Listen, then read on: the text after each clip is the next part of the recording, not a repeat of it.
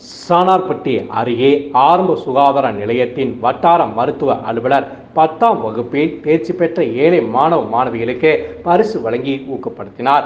புதன்கிழமை மதியம் 12 மணி அளவில் நடைபெற்ற நிகழ்வு திண்டுக்கல் சானார்பட்டி அருகே ஆரம்ப சுகாதார நிலையத்தின் வட்டார மருத்துவ அலுவலர் அசோக்குமார் கிராமப்புற ஏழை மாணவ மாணவிகளின் கல்வியை ஊக்கப்படுத்தும் வகையில் 10ஆம் வகுப்பு தேர்ச்சி பெற்ற செர்லின் சிபா மற்றும் தச்சு தொழிலாளியின் மகன் சர்வன் ஆகியோரை நேரில் அழைத்து வாழ்த்துக்களை தெரிவித்து பரிசு பொருட்களை வழங்கி உற்சாகப்படுத்தினார்.